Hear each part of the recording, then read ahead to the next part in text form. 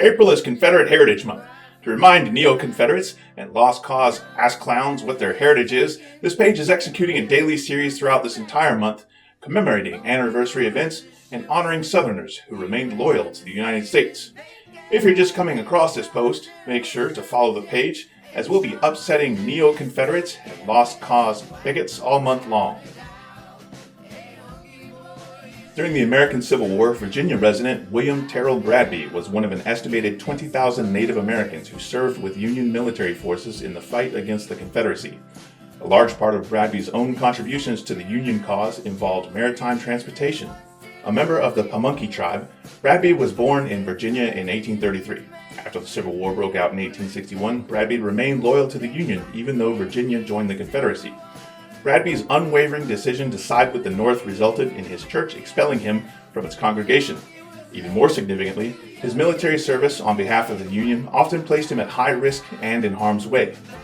Bradby's initial activities with the Union forces included serving as a land guide and scout for the Army of the Potomac during the Peninsula Campaign in southeastern Virginia in 1862. The following year, however, Bradby changed his land-based assignments for water duty when he joined the Union Navy. Throughout the remainder of the war, Bradby served on a variety of military ships and boats and even piloted several of those vessels. For a good part of 1863 and 1864, for example, he was a pilot second class for vessels that were part of a Union flotilla on the James River in Virginia. While serving on the steamship USS Shokokan on that same river, Bradby was shot in the leg by a Confederate shell. This injury turned out to be only a flesh wound, but it brought about rheumatism that would plague Bradby for the remainder of his days.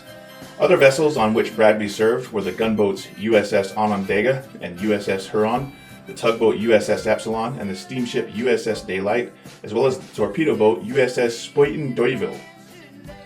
There were other Native Americans from Virginia who likewise served the Union as guides and pilots during the war. They included Bradby's brother Sterling, as well as Thornton Almond, John Langston, William Sampson, and Powhatan Weisiger. William Terrell Bradby's own military record, however, is one of the most detailed and best documented of that group. After the Civil War, Bradby returned to where he had lived prior to the conflict, the Pamunkey Reservation on the western shore of the Chesapeake Bay in Virginia. Bradby remained there for the rest of his life, becoming one of the most respected members of the community. He died sometime around 1905.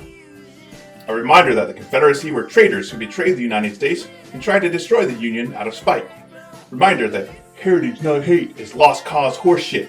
A reminder, lost cause narrative is revisionist history bullshit. Reminder that the South seceded over slavery and economic factors tied to slavery.